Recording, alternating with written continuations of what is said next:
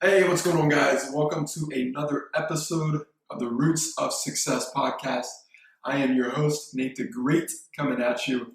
And today we have a very, very special guest, my man, Kevin Weisman. How you doing, brother? Nate the Great. That is a great name. And I'm telling you, man, you got big standards to live up to once you got that one. The only thing that rhymes with Kevin is 7.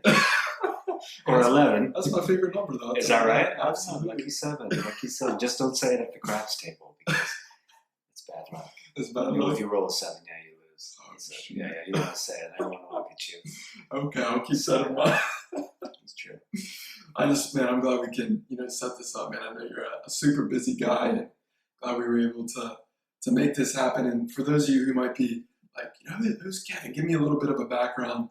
So Kevin he's an American film, television, and stage actor.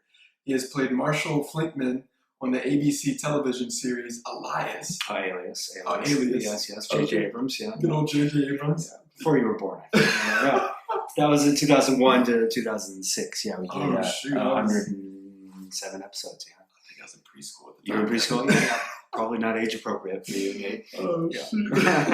Let's move something. Keep moving. We'll get something to your era. Yes, keep going. Keep going. Yes. Is it Kives or Kives? Oh, on the HBO show, that was Kives. Yes, on Kives. Stephen Okay. Merchant's Hello Ladies HBO show. Yes, Stephen Merchant, who created The Office with Ricky Gervais. Oh my goodness. Yeah, That's yeah, legendary. that's Office. Yeah. Okay, and then Ray on the CBS television series Scorpion, and Dr. Maynard on the NBC television series The Blacklist. Blacklist, yeah. Your parents like that. Right, yep. Big fans of that one. Yeah. And then you played Ned Berring. Yeah, Ned Berring. Ned Berring in season 1 of David E. Kelley series Goliath. Yes, that was with Billy Bob Thornton, who goodness, won yeah. the Golden Globe for that performance on Amazon. Yes, it was a great experience. Man. And then as well as Dale York's on the Hulu series Marvel's Runaways. Marvel's Runaways, yeah. The first 2 seasons are on streaming on Hulu. Wow. And then the 3rd season is, I think they're all coming out at once. Or they may be doing the 2 and then the 1 and 1. But what I understand, they're all going to drop on December 13th, season 3. And that's based on a comic written by Brian K. Vaughan from around 2003. 2003, okay. And then Josh Schwartz and Stephanie Savage, who created The O.C. and Gossip Girl and Chuck, and many other shows. They adapted it into a series for Marvel, and then Hulu produced it. So it's a Hulu original. Okay. I suppose like a lot of shows on Hulu, it's something that you, like Seinfeld or something, that it's already aired, then they buy it. Interesting, okay. But this is a Hulu, so Hulu also produces original content. Wow. And this is one of their originals. And now that Disney owns Hulu, Marvel series will all Marvel entities will only air on Hulu. Or Disney Plus, which is a new streaming service that's launching pretty soon. So all the Marvel shows that were on Netflix were removed. And because they don't have the licensing anymore, because Disney owns Marvel and Disney owns Hulu. Okay. So if you want to watch Marvel, you have to pay for Hulu. But I think you get a month for free. You get a month for free, okay. So you just watch it all, watch the Runaways, and then don't tell who I said this, and then cancel. So there were only 10 episodes a season, so you can do 30 episodes, Nate. It'll take you 1.5 days if you don't sleep. That's funny you said that. I do that anyways. Are you a binger? You like good to old, binge? Fubo TV. Which one? Fubo. That's it's like a TV platform. I like to watch the football games and everything. Ah. You do like a week trial, and I'll make sure before that that week hits. I'm like, see, most people don't do that. That's how they get you, because you're like, oh, I forgot to cancel. Right, and that's the marketing tactic behind it. Of course. My goodness. Of course. But Kevin, obviously, you've played and starred in amazing films and series, and of course, with the basis of the show, the roots of success. I'd love to go back with where you started. Basically, maybe it's your childhood growing up to how you got to where you're at. So, man, kind of tell us about where you're from and how you grew up to become the man that you are today. I grew up here in Los Angeles, one of the rare few unicorns, local natives. Yeah. Most people like you come to LA to seek some sort of creative Absolutely. outlet, or fame and fortune, or whatever it is that you're interested in. And I grew up actually just over the hill in Encino, which is where, who were you just telling me you were interviewing? Oh, TJ Jackson. Yeah, TJ. Yes, his family's from there. Yeah, it's a beautiful area. Encino, you've been out there. Yeah, it's gorgeous. And my father was an attorney here in town, my mother an accountant. My father did represent entertainment and piracy cases, so like Universal Studios, and this was the time in the 1980s where people were pirating films, yes, and showing them at their house, and it was getting out of control. And Universal and these other companies, Universal Studios and other companies, were trying to crack down on people pirating their material, which now we have streaming, and there's so many outlets that I think, with Pirate Bay and things like that, I think people still do it. But at the same time, I think with the streaming platforms, like they've quelled the tide because people don't want to have to go through downloading and all of that, I think. Yeah. But this was kind of the beginning of pirating. So he did represent people in the industry. So I did meet people in the industry, but I was kind of sheltered from it as well. Huh. I grew up, even though I grew up in LA, it was kind of suburban. Went to a private school for elementary school, but I ended up going to a public school, great public schools in LA, junior high and high school. And I really liked playing the drums. I still play the drums. And performing as an actor at a pretty young age. When I was in 4th grade, I was in, there was a show called Gilligans Island. Okay. Yeah, maybe it was from, I think maybe the 70s and 80s, or even earlier. And we did a little, it was about this group of people who were stranded on an island. But it was ridiculous because it was a sitcom. And people would show up on the island, and yet they wouldn't leave with them. Because the idea is that they were stranded. Yeah. Like the Globetrotters showed up one time, and it's like, why don't you just leave with the Globetrotter? Yeah. It didn't make sense for how they were still stranded week after week. Is what I'm saying. So I played the professor in a little skit in maybe it was 5th grade, and I just remember the reaction from people was really strong. Yes, Interesting. I got a lot of laughs. Okay, yeah, I can see that. And I thought, well, this is interesting. This is a way to get some attention. Absolutely. And I enjoyed storytelling. I enjoyed reading and writing stories at a young age. And then when I got to junior high, I did some plays as well. I also played drums in the orchestra for the theater. There was a show, Fiddler on the Roof, which is a very famous musical, and I played the drums for that. And I really was taken by the performances. This was in 7th grade. There was a girl I had a crush on in the show as well. As I'm sure you can relate. You remember the 7th grade? Oh yeah, absolutely. Just like it was yesterday. Well, it probably was yesterday. That's the weird thing. So I then thought, you know what, this is something I really like to do, which is plays and in the theater, and I just loved reading plays. And when I got to high school, at Taft High School out here in Woodland Hills, I was I was also on the golf team. Do you play golf? Oh yeah, I play golf. You look like a golfer. Absolutely. Yeah.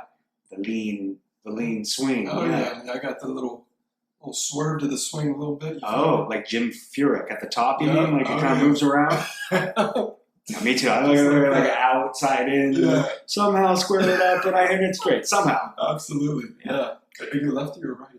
I'm natural righty. Yeah. You? I'm a lefty. Oh. Yeah, it's like that Phil Nicholson.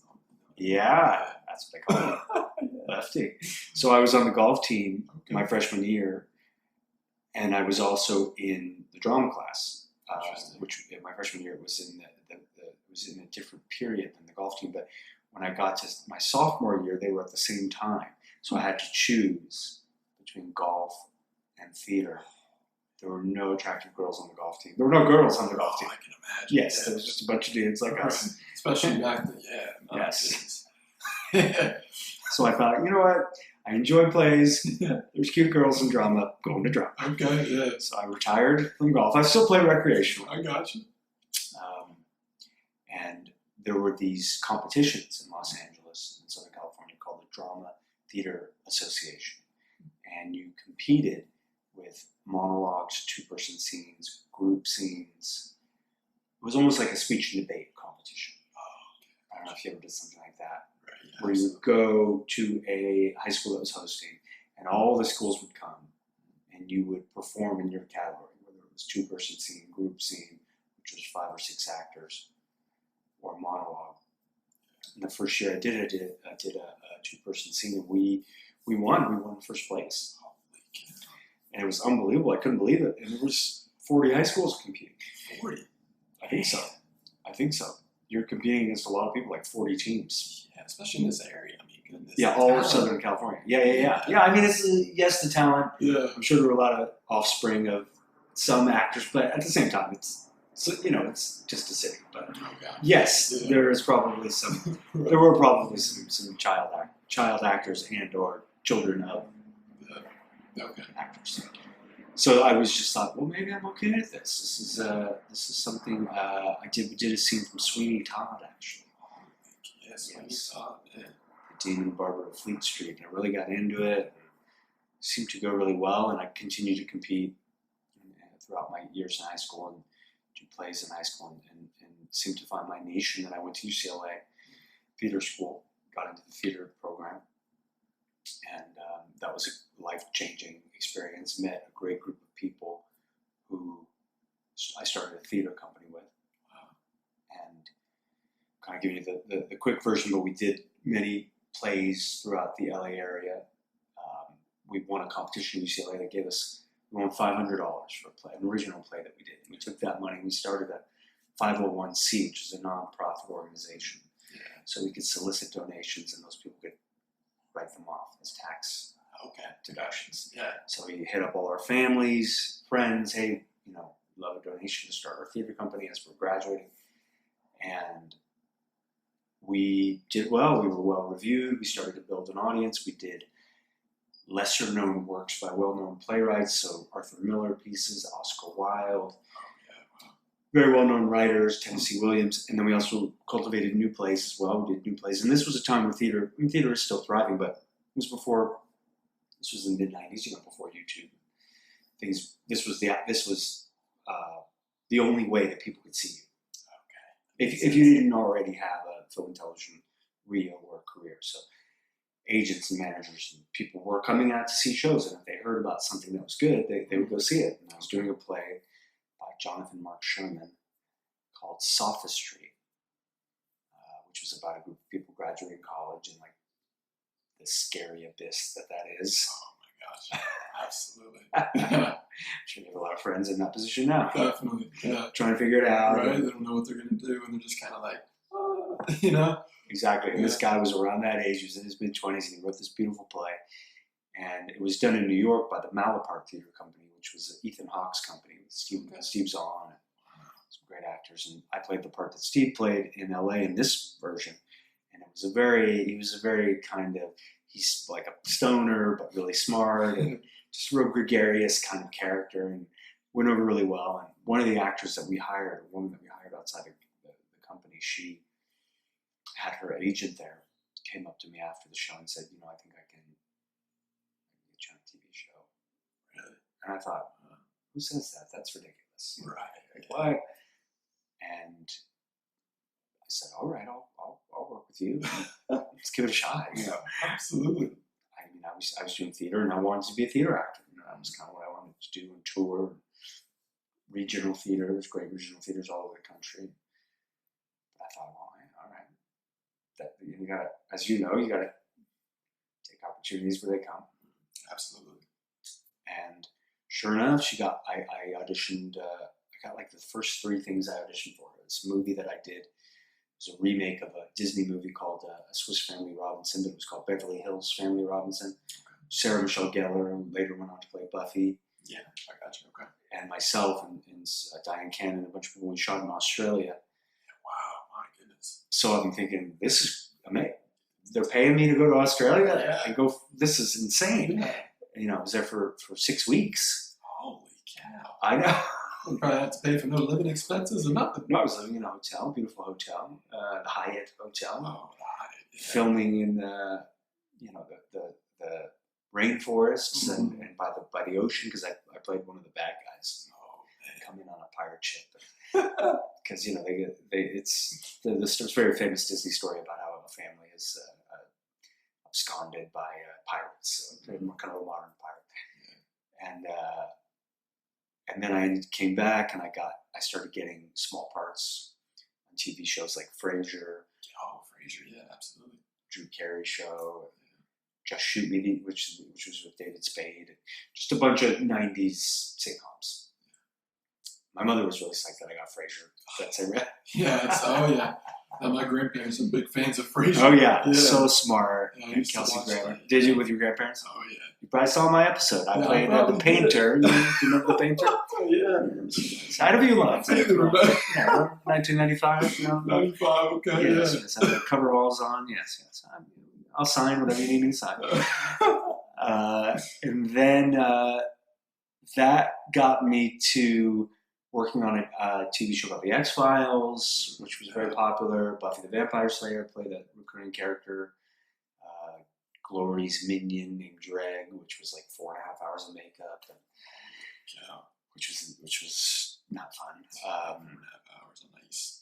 Yeah, because it was like this demon, and I mean it was cool once it was on, but we shot it out in the summertime out in Los Angeles here, and I had to wear like a Benedictine robe with the latex on my face, and nobody wanted to sit next to me at lunch because it was like disgusting, kind of demon-y character. I was like, I swear, I'm like not bad looking underneath this. Right. I mean, I'm not Brad Pitt, but like, yeah, I don't look like this. So then I ended up working on Felicity. Did you ever hear Felicity? It was a show about a girl, actress named Carrie Russell who goes to college and kind of her experience in college. Very popular show. And I played one of the characters' boyfriends for a few episodes, where I met J.J. Abrams, who you would know from Star Wars, Star Trek, many other projects. And he was doing a new show called Alias, which was ended up starring Jennifer Garner as a spy, kind of in over her head, which ran for 5 years on ABC. And I got the job as the kind of Q. I was Marshall Flinkman. I was like the Q in the James Bond series. Okay, yeah. The gadgets, the weapons, but very nervous and socially awkward. I kind of created that character that has then been used quite often in television. The kind of overwhelmed, awkward, smart guy. Yeah.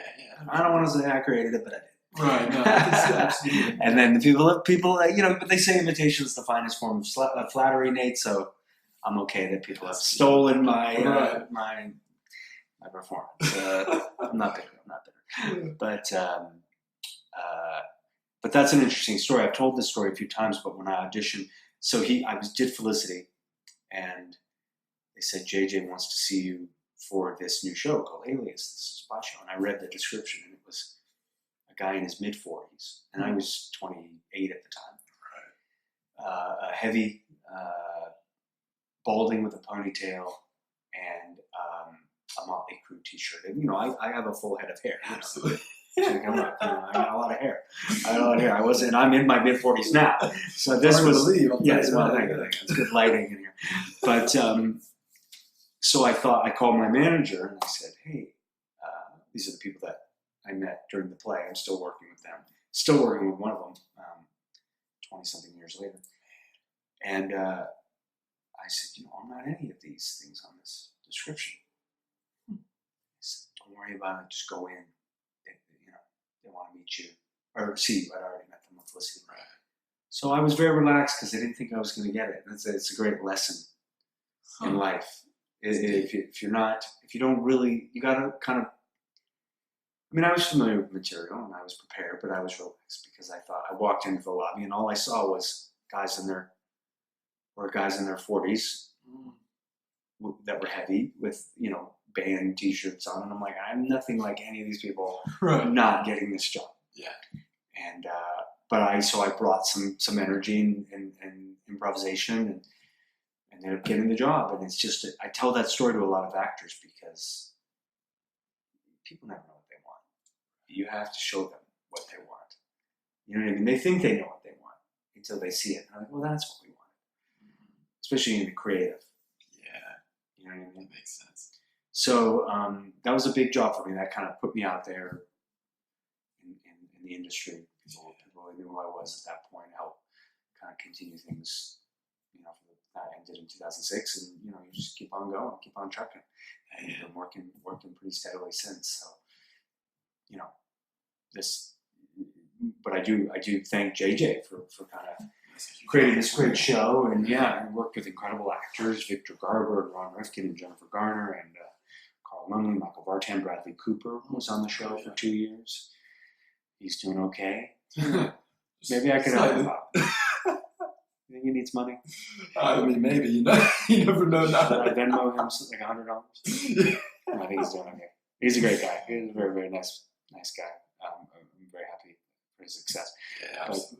But, and he's in it for the right reasons. You meet people. He's a really creative guy. He wants to do things that he's passionate about, which is cool. So that, in a nutshell, is how and then after that, you continue to kind of get jobs based on once you're in the game. Okay. You know what I mean? Yeah. You've almost been proven to a certain extent. That's deep. Or not only that, he's good to work with and he's good, or he or she. I'm not talking about myself necessarily, but that's because I'm a dick. But no, I'm not. I'm just kidding. Sorry, FCC, cut that line. No. I'm just saying. I'm joking. I'm saying once you're anointed as somebody who has been hired by other people continuously, and you're good to work with, and you're prepared, you're kind of in the game at that point. There are people that do get some success, but are difficult to work with, and squander it a little bit. And then have to kind of climb back up because it's a difficult business. It's difficult to make your days. You have a lot of material to shoot. There's a lot of people to wrangle. Nobody wants to work with people that aren't easy to work with. Right. You know what I mean? That makes sense. So that is an aspect of it, and I think that's why people want to talk to you. You seem like a nice guy. You're a young guy, but you're really driven, and you're focused, and that's half the battle, I think. That's deep. Being prepared and and you don't have to be. I always say you don't have to be best friends with everybody at work on set, but you have to treat people with respect. Right. Yeah, people can feel that energy instantly. Totally. And I won't name any names, but I've seen it time and time again, and a lot of times by younger actors who get success at a young age, and they just don't understand that you're not the center. It's like a child. You're not the center of the universe. Everybody from the guy making the sandwiches to the director has a role. And every role is important. And you're just one of the roles, That said, you don't have to go out with everybody for drinks afterward. You don't have to do that.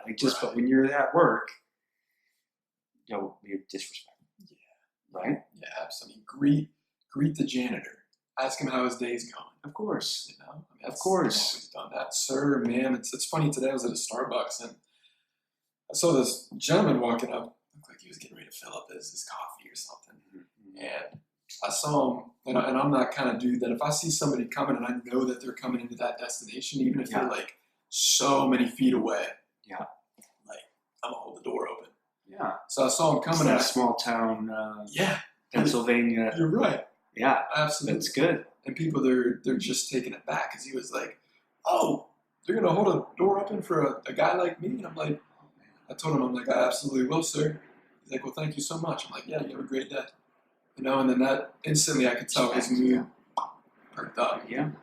And people just want to be respected, appreciated for what they're doing. You're right. It's true. And I find that goes a long way too. When you're working is just a little compliment sometimes. And then people want to work hard for you. If someone's your makeup artist or your hair stylist or your wardrobe department or whatever it is, just once in a while, a little like, hey, I appreciate what you're doing. I like what you're doing. I love this specific compliment. I love that the way that actor looks. That jacket's a very cool. Even if you don't, I don't know wardrobe people aren't listening, but even if you don't necessarily agree, but just like or find something that you do like is maybe a better way than lying. But I'm saying, my mother always said that. You're asking my parents, and my mother still lives in the same house I grew up in Encino. Oh my gosh, okay. But my wallpapers, those sailboat wallpapers, not on in my room anymore. It's now her fitness room. But okay. The clothes usually just end up on the bike. You know what I mean? It's like I'm like, Mom, you never use is this like a rack for your clothes? So I'm gonna get to it. As usually she said. But she always said, it's not what you say, it's how you say it. And I try to live my life that way. It's I mean, it is what you say, but like tone is very important. And going back to your point of being respectful. Yeah. And holding the door, and it's the tone of that gesture, or the tone of you saying "sir" to this guy. Yeah, he probably appreciated that. Right. Felt good about himself in that moment, right? Yeah. So I do believe that, and then those people, in turn, in a workplace, will work harder for you. And they'll because it's a collaboration. Like as an actor, it's not just me out there. It's my wardrobe. It's my hairstyle for that particular character. You know what I mean? There's so many things. The sound has to be good. You have this nice mic here. You got to wear a sound. How are we going to structure? Where's the pack going to go? For me, shoes are important for the character. Like, what shoes am I wearing? I try a lot of different shoes because you walk differently with different shoes. That's true. And if I'm playing a businessman, or I'm playing a lawyer, or I'm playing a scientist, that's one kind of shoe. Or I'm playing a bad guy who's stolen a bunch of money. You're in a different kind of shoes. I don't know. It's weird, but the shoes really. Laurence Olivier said that once and I read his book. He's a very famous actor. And I was like, oh yeah, that does make sense because you feel differently in shoes, right? Oh yeah. Go to a wedding, right? Yeah. You're wearing the nice shoes. Yeah. You feel better. Yeah, it's like a little confidence booster. Yeah. I guess, Yeah. Yeah. Same with the appearance and everything too. Like there's a reason I like to wear watches. I like to wear watches with big faces, not to show off, but I like this style. That's cool. I noticed that. I like to wear watches too. I usually wear a watch, and my daughter was like, "You should get an Apple Watch." I'm like, I don't want another way for somebody to contact me. I'm the same. Yeah, literally. Like I got to now look at it on my phone. Yeah. You know what I mean? Like wait, did you get my text? They're like, we know you had an Apple Watch. Right. We know you got it. I'm like, oh no, I didn't see it. I like to wear a watch, an old school watch. Yeah, I'm the same. Yeah. Because you already have a phone as it is. I don't need to have another gadget here, like bing, some notification going off. Maybe for the fitness aspect, we've seen these steps, but you can get a Fitbit, or whatever. Just not stress about it that much. But other than that, I guess it's the weather, and you can make phone calls, or you can attach your phone. Anyway, I like your watch. It's that's a cool watch. Yeah, that is a big face. Wow. I try to keep them huge. You feel me? Yeah. It's a good conversation starter too. But glasses on here. It's cool. Who makes that? Invicta. Oh yeah, Invicta. Yeah, I have a couple of their watches. Yeah. Yeah, they're not too expensive. They're not like the cheapest. But this is like $150. Oh, that's it. Yeah. Oh, wow. Yeah, they're in the middle of the road. Absolutely. Yeah, I thought that there were more. Yeah, that's a nice watch. Yeah, so Kevin, I'm curious. Yeah. I know you were talking about, being prepared. Mm. And I agree, preparation is huge, especially within the acting industry, I'm sure. So what if somebody's having a hard time with being prepared? Whether it's another actor that I'm working with, is that what you mean? Or like a listener that I'm trying to prepare for an audition? So it could be like either one. Either one. What would the general principle?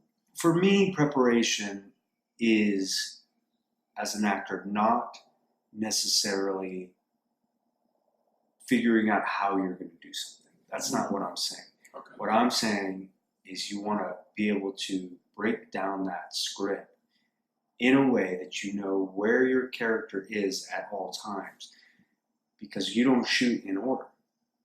Okay. If you're doing a play, obviously you're telling the story from A to Z, because it's live. Absolutely. Shooting a movie or TV show, it's based on locations, actor schedule, so many things. So let's say we're shooting in this office here, Okay. and it's throughout the show. We're in the office 5 times. We're not going to keep coming back to the office while we're shooting. We're going to shoot all those scenes over a couple of days. Mm-hmm. So this will be the location for a few days. Okay. So you have to know, this is when you're working, not the audition, but you have to know where, I mean, I guess it applies to an audition too, like where you are in Absolutely. the context of the story. But especially when you're working, you have to know, okay, what happened before this? What happened after this to the character? Because you might be shooting the last scene first. Interesting. Wow. I did a movie directed by Rob Reiner called Flipped, which is based on a book, and I played a character with the lead girl, her uncle, Madeline Carroll, great young actor. Wow. Yeah. And he was mentally disabled, and this takes place in the 1950s. And so at that time, they put these characters in homes, not their homes, but like facilities.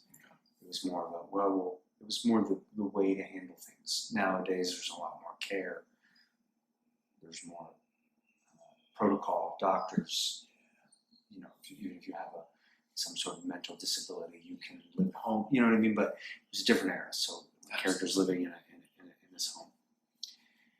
And they come to visit me, and they take me for ice cream. And in this scene, the ice cream, I'm very happy and excited to see everybody. But my ice cream drops, and the character had the emotional capability of a child, even though he was 30 years old. Yeah, 35 years old.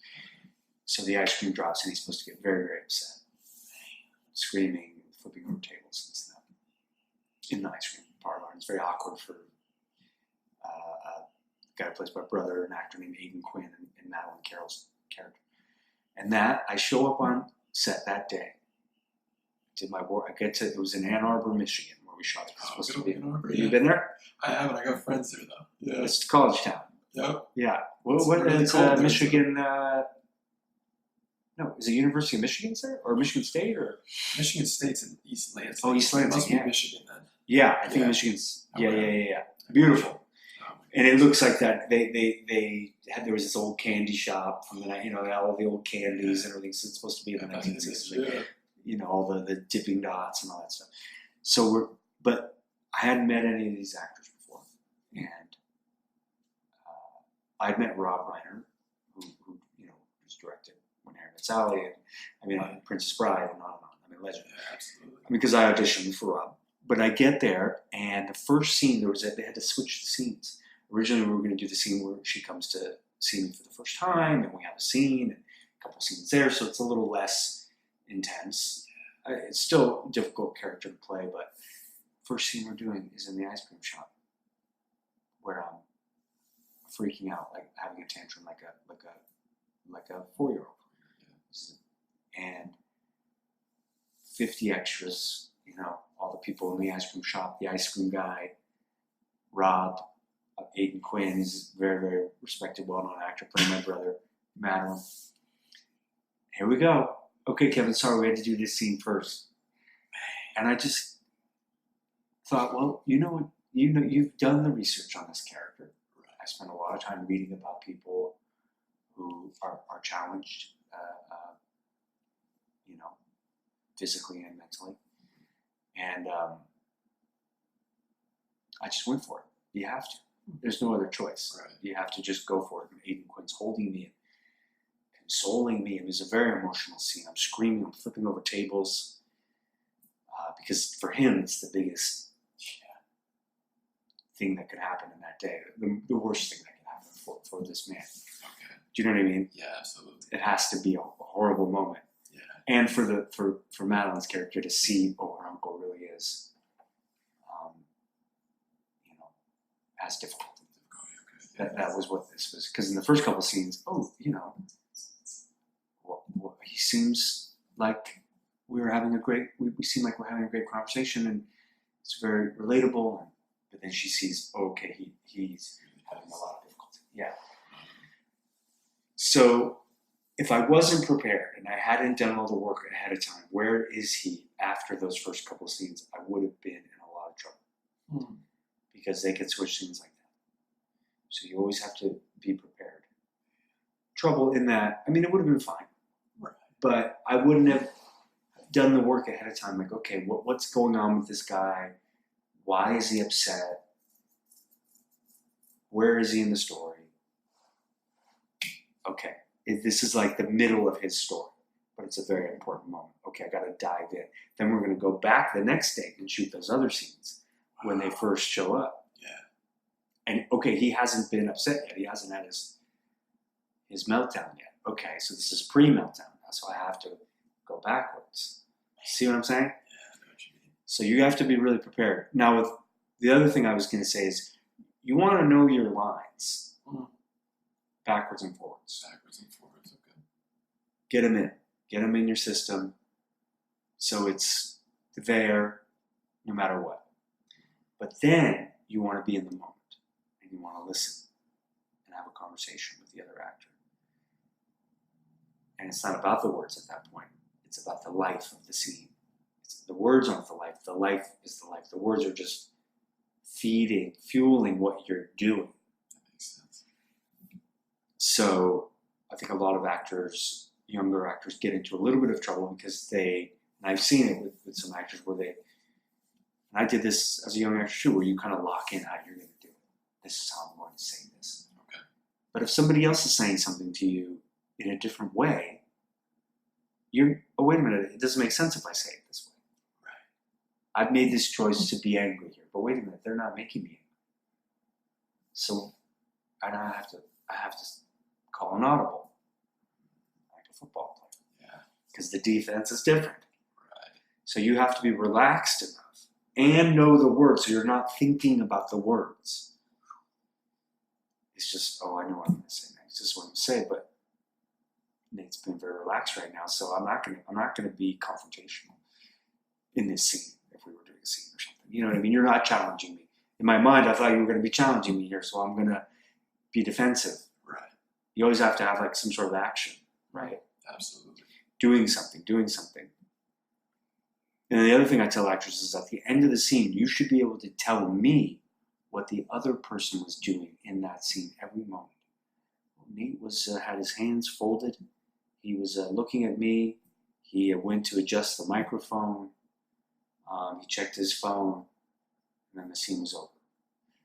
It's not about me thinking about what I'm going to do. It's about me listening and watching the other person, because that's going to fuel my behavior as a person. Yeah. Right? Does that make sense? That makes complete sense. Yeah. Because a lot of people get so wrapped up in what they're doing. Yeah. But in life, that's not what we do. We react to the, see, you're not saying anything right now, but you're shaking your head. Right. Like agreeing with me. Yeah. Not shaking your head. You're saying, like, no, of course we don't. Yeah. Because you're listening. Mm-hmm. And so the number one thing you have to do as an actor is listen. And then don't worry about your lines. If you say something else and the writer's there and they say, hey, we love that, but we'd love for you to do it. Do you mind just doing it as written? Great, yeah.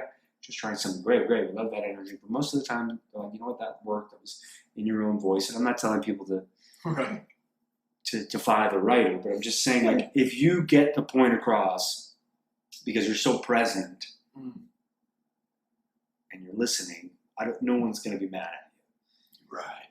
I gotcha. It's better than saying the writer's lines in a way that doesn't seem authentic. It's better to be authentic. But somebody like Aaron Sorkin with The West Wing and many other great shows. I haven't worked with Aaron, but I understand he's like, you have to say everything exactly. Oh, he's got like okay. So you better be prepared and be able to be relaxed. But most of the times it's a collaboration.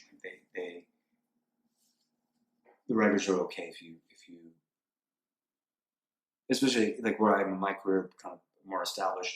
if I say, hey, it makes a little more sense, I think, if I say this. But I usually will have a conversation, a collaboration conversation. I won't just kind of go rogue. You know what I mean? Out of respect. Absolutely. Like, hey, what do you think about this? What about this idea? Because at the end of the day, you have a very little amount of time to make a great scene that day or a couple of scenes. So it's everybody wants it to be good, right? Straight up. So no one's going to be mad if you have a suggestion. Okay. About a scene. Within reason. Yeah. And also not if it's like one of your first jobs. Okay. And like, I listened to Kevin on the podcast. He said I could do whatever I wanted. Right. What about, I'm curious, Kevin, for, just criticism. Yeah. How do you handle that? Yeah, because being able to handle criticism, I know for some people it's like it just hits their ego and their ego just can't even take it. I mean, I know some actors. I have an actor doing a play downtown right now, an Ethan Cohen play. But you should go see this play. It's called The Play is a Poem. Shoot, when is it? It's happening now. Oh, okay. And they have $20 rush seats at the Mark Taper Forum. It's an 800-seat theater. It's at the Music Center. Yeah, I mean, online they're $80, but it's usually not sold out. And you just go down there half hour before and $20 to go see some great theater. It's called The Play is a Poem. And a good friend of mine, wonderful actor, Joey Slotnick. Sorry, Joey, telling me out of turn, but I'm not saying anything negative, except he just won't read reviews, good or bad. Okay. Doesn't want to know. It will color his performance if he reads a compliment, and it will make him upset which he doesn't, if he got something that was negative. Interesting. Now, I do read reviews, but not like obsessively, but I like to see what people have to say. Yeah. And it is funny, you could get 100 great reviews and one bad one, and you don't forget the of course. You're like, what? Especially when the online thing kind of started happening during Alias. Oh. Like, I remember Bradley Cooper and we both would go online. There was this website called Television Without Pity, and people could post comments. We were like, posting comments? What? Yeah. This was like 2002. The internet. You know what I mean? And we're like, what? They're saying things about us? Let's go look. Yeah, let's take a look at that. Yeah. And then it would be like, Kevin Weisman is Marshall Flinkman. Hilarious. Kevin Weisman. Great. Kevin Weisman. God, he annoys me. And I'm like, why? Tabletop 549, whatever it is. Username. Yes. I was like, why username? Why don't you like me? Right. We're human. We can't help it. But at the same time, I'm like, well, everyone's entitled to their opinion. It's totally fine. I remember we did a play with my theater company, and the play was fine, but it just didn't quite work as well as we wanted it to. And it was at Gary Marshall Theater, the Falcon Theater, and Gary, he was like created all the big TV shows in the 70s, like Happy Days, Laverne and Shirley, and all these shows. Pretty Woman, he directed Pretty Woman with Julia Roberts. It's just a legendary guy. And we got reviewed, and the only thing nice this one reviewer said was, the seats are comfortable at the new theater. Yeah, he did not give it a good review. And so, but we put that in our poster for the ad. We were like, well, we got good reviews in other publications, and we, how you pull lines for reviews, like fantastic show. The seats are comfortable. We were like, hey, why not? That's a good thing. Let's pull that. Right. If I saw that and I was going to go to a show, I was like, well, I love comfortable seats. Absolutely. It's like the byproduct.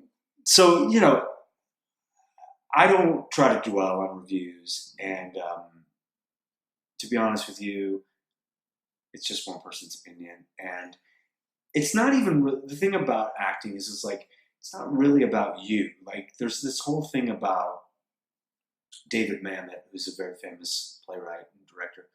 He wrote a book on acting, and it's called The Practical Guidebook for the Actor. His whole thing is, you should read it. It's really interesting. It's very short, and his whole thing is it's very cut and dry. Like, there's this thing called the popcorn test. If you and I go to see a movie, Nate, and I go to the bathroom, and I come back and I say, what happened? You don't say to me, that actor was really good. He made some really interesting choices and was emotional. You tell me the story. You say, oh, that guy went into the shed and that woman was hiding there accused him of cheating on her and stabbed him. Yeah. Whatever the story is. Right, absolutely. So as an actor, you're just there to help tell the story. Mm. It's not about you. It's about the story. That's David Mamet's theory, and I do believe that. It's about, you're just there to like, so if they're not responding to your performance, a lot of times maybe it's the story. And sometimes you just be a bad actor. But in that particular performance, or they didn't respond to your choice, you're supposed to just make a bold choice and go for it. And sometimes that choice doesn't work. There's legendary actors, Academy Award-winning actors who have done films. It just didn't quite work. It doesn't mean they're a bad actor. They made a choice. The director made a choice. It just, for whatever reason, it didn't quite jive. The tone wasn't right. But that's okay. You're just, it's subjective. You're an artist. You're just trying to do something interesting. Absolutely. Better to do that than be boring. Yeah. You don't want to sound dull. And everybody goes through it. And I feel like that might be a misperception just within the industry, that just because you're somebody like a Leonardo DiCaprio or a Sylvester Stallone or some of the legendary actors, that every single film that they have done has been perfect. It's not at all. I mean, Leo is smart because he chooses to work. He's in a place where he can. Very few people are. Choose who to work with. Scorsese, Spielberg. I mean, these are titans of the industry. Absolutely. You know what I mean? Like, he gets to choose. Yeah, Iñárritu, they made the movie. What was the one where he's crawling through the ice and he won the Academy Award for it? I'm blanking on it. Oh God. Man, I know which one. The Reverend. The Revenant. Yes, we knew it was something with the Rev. That's a great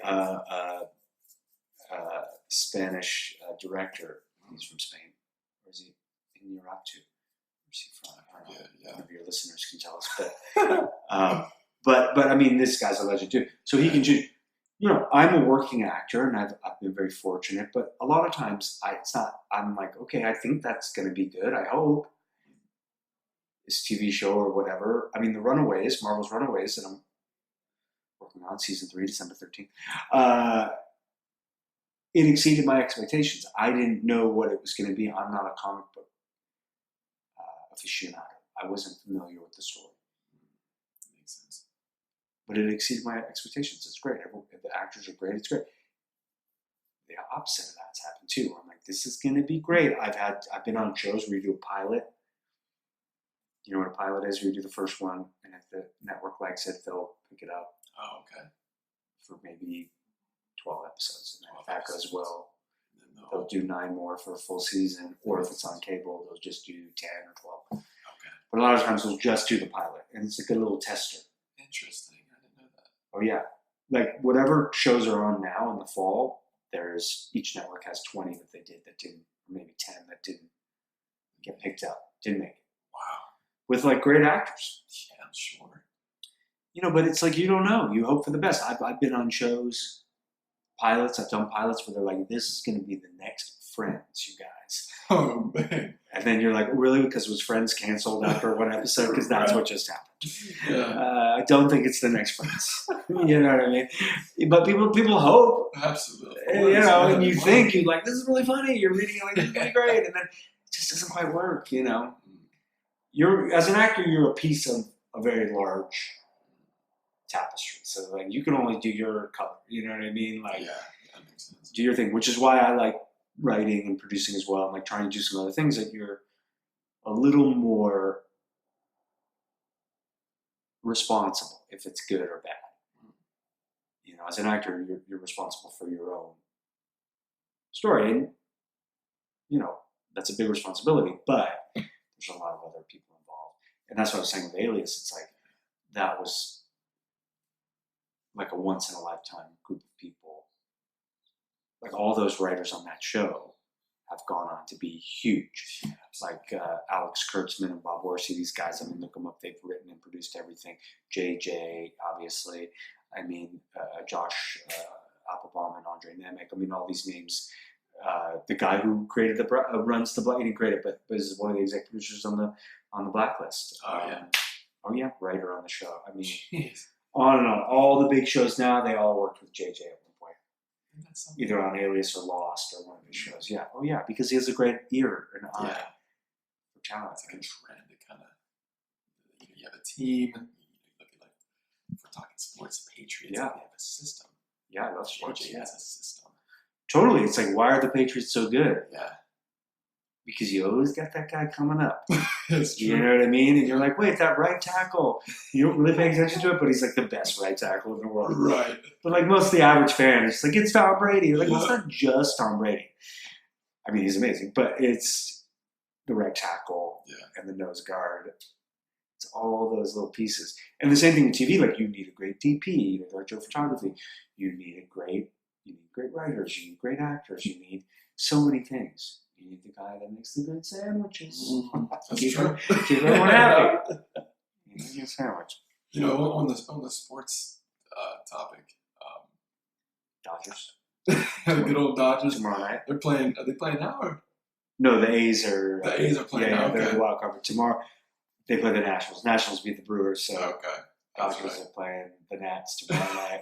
I'm a big Dodger fan, but like they're the same kind of model. Like they've been in the World Series last 2 years. Hopefully, they'll make it again, and they've just got like great young players. Like their system is really working right now. Yeah. You know, I mean, it's insane just how a system can really make or break a team. And to Tom Brady, I know you mentioned him.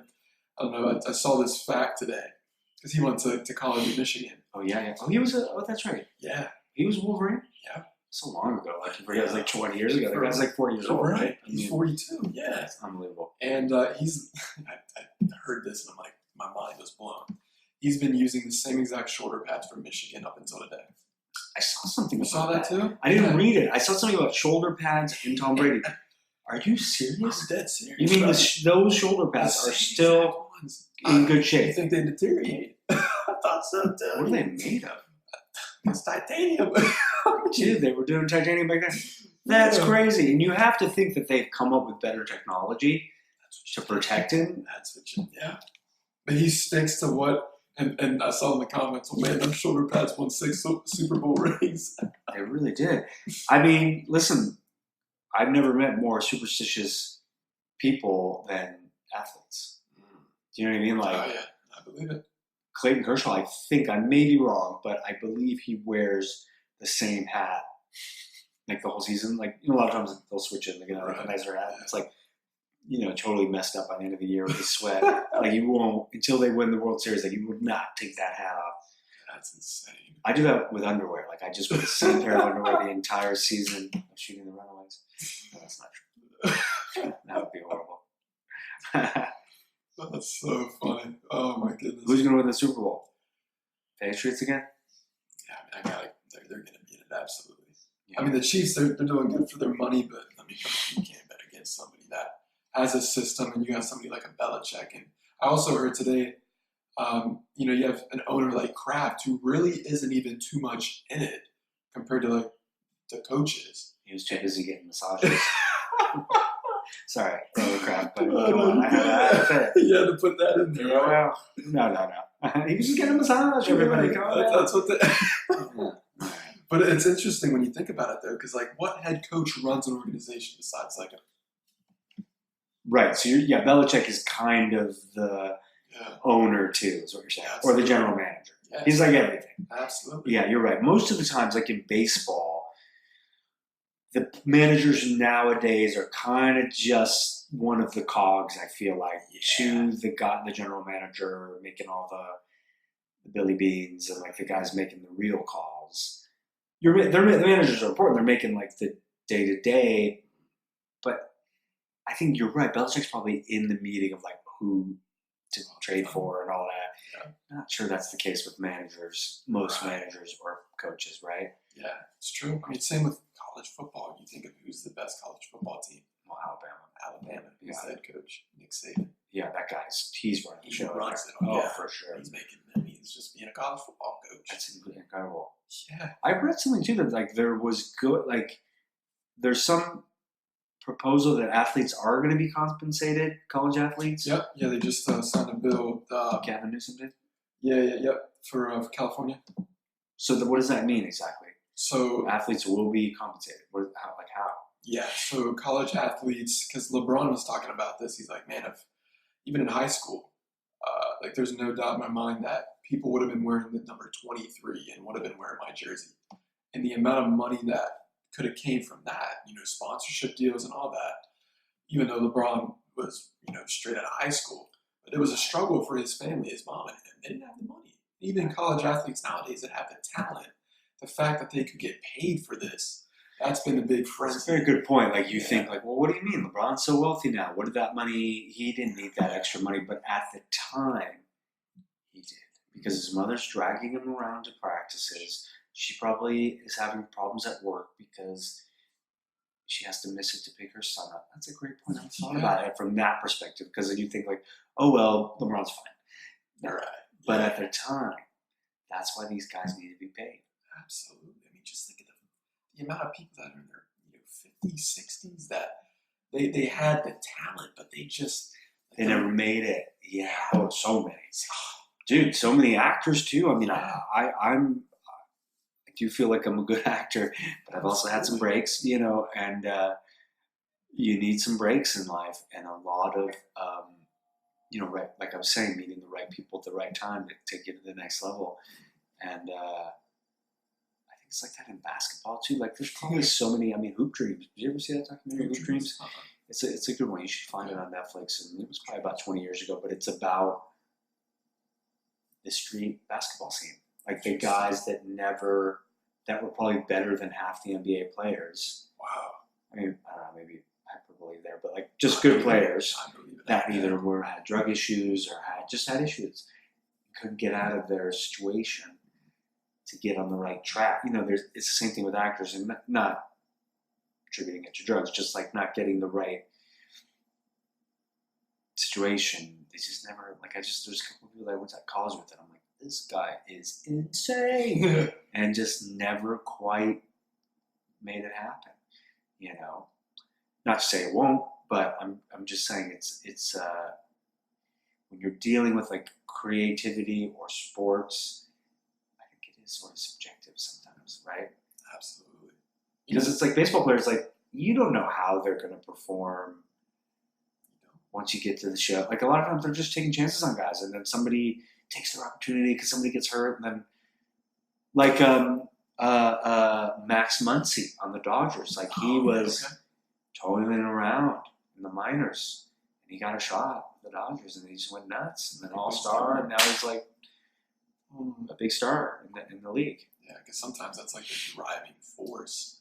The fact that, okay, I'm not really supposed to amount to much, or that's the percent. Right, or it happened later, right? Yeah. At that point, he's like, it's my shot. Literally. Exactly, and he owns that. And then, I was going to mention as well, because you were saying about, just think about the amount of actors, and of course the athletes that's why they say the richest place on earth is a graveyard.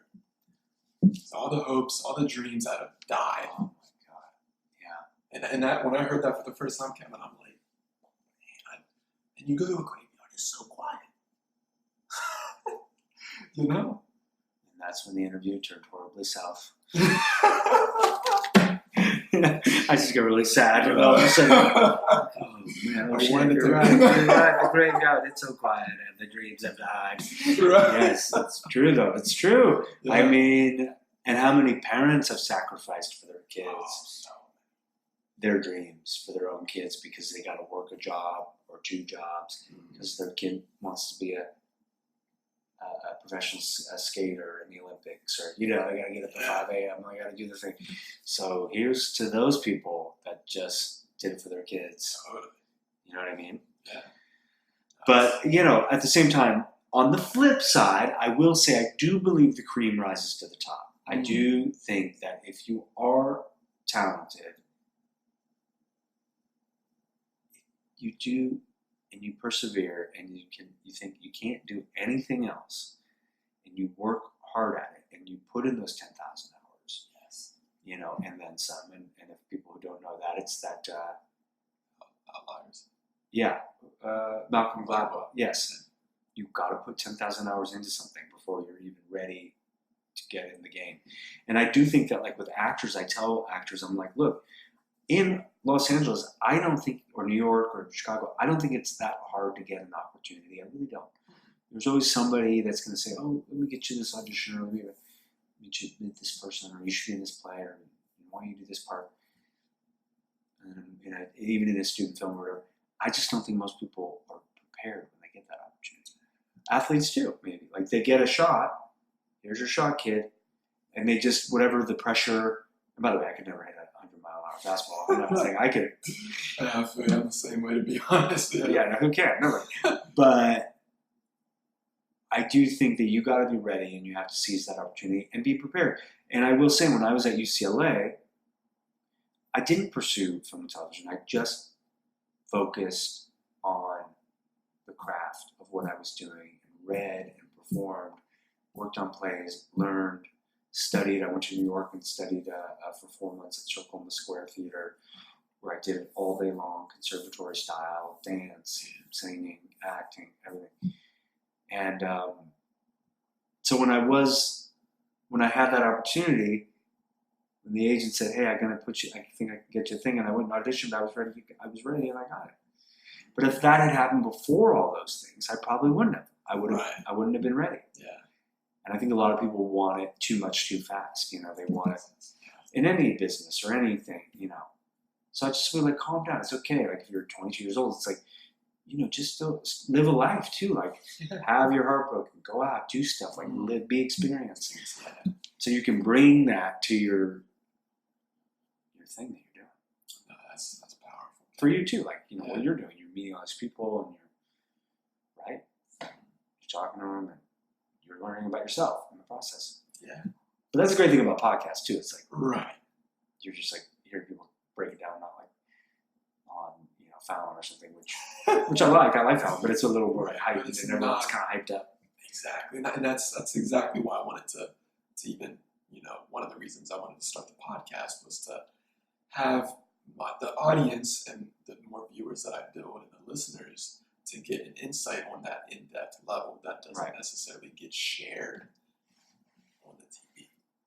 Oh, not at all. And even like with what people are doing on YouTube, I went to college with Jack Black, who's a year older than me. Jack Black, yeah. Yeah, very, very talented guy. And I actually play music with Kyle Gass, who's Jack's the other partner in Tenacious D.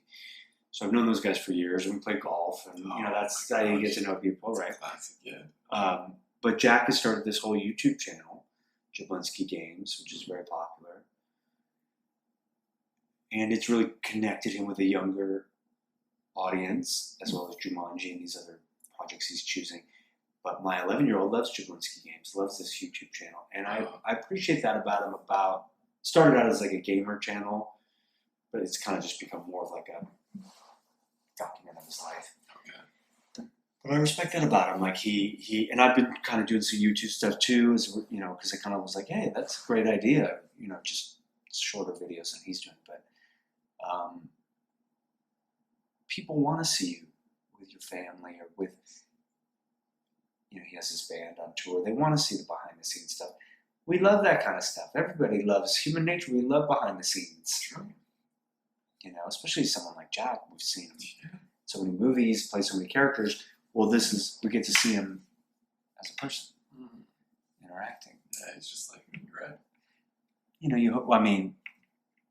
Jack's an anomaly, but yes, of course, yes. Just exactly. He has 2 boys, and he's a great dad, and